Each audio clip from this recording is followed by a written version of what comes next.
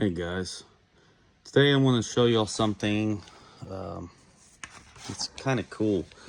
So it's going to be some scriptures that show that the Holy Spirit,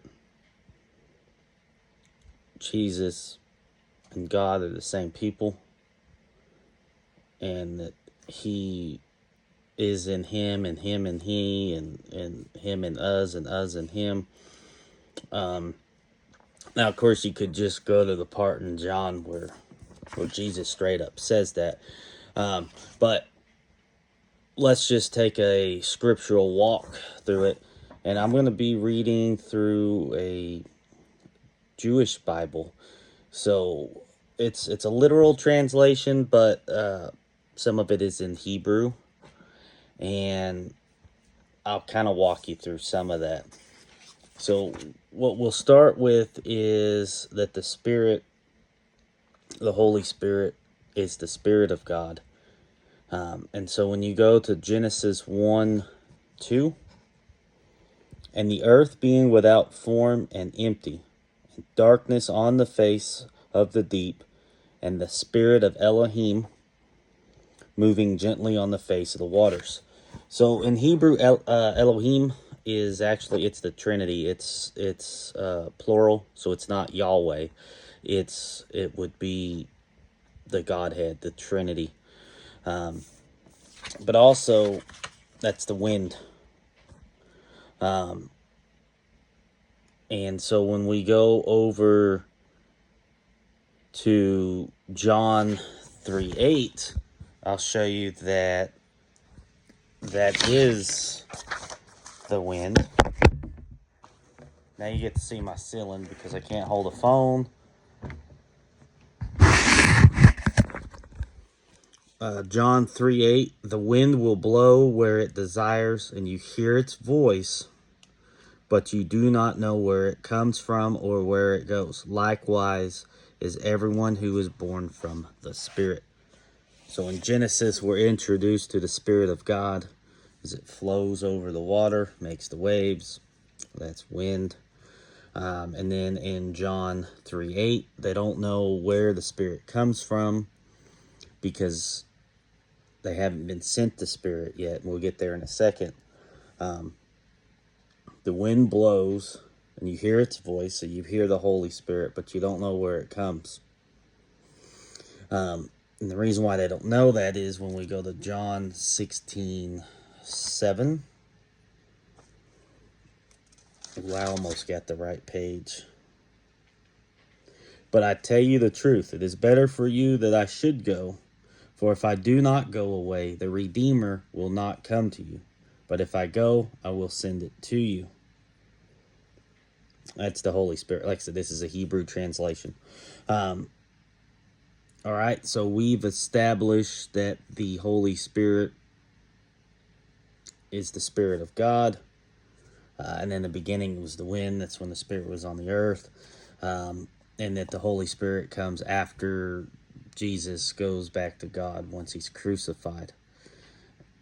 Now I'm going to show you that the Spirit is truth. So we go to John 16:13. But when that one comes, that's the Spirit of truth, it will guide you into all truth. For it will not speak from itself, but whatever it hears, it will speak, and it will announce the coming things to you. So the Holy Spirit is the Spirit of God and the Spirit of truth. So now we've linked those two together. Now we're going to walk back over here, and we're going to go to John 1:1.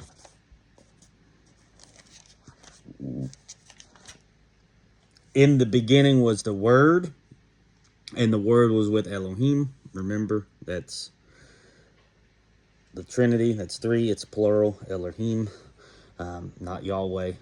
The Word was with Elohim, and the Word was Elohim. Now, if you're using a non-Jewish translation, it says, in the beginning was the Word, and the Word was with God, and God was the Word. So now we've established that the Word is God, the Spirit is the Spirit of God, and also that the Spirit is truth. And then when we go to John 1:14, and the Word became flesh and tabernacled among us. And we beheld his glory as of an only begotten one from the Father, full of grace and truth. The Spirit of truth.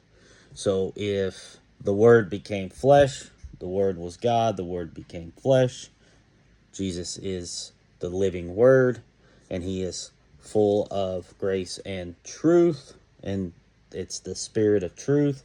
So the Spirit of truth resides in Jesus, who is the flesh of the Word, which is God. So now I have tied you together with John 1:1, John 1:14, and John 16:13, and that ties all three together. And that right there is why Jesus is God, God is Jesus, the Holy Spirit is all of these things. They're just different embodiments.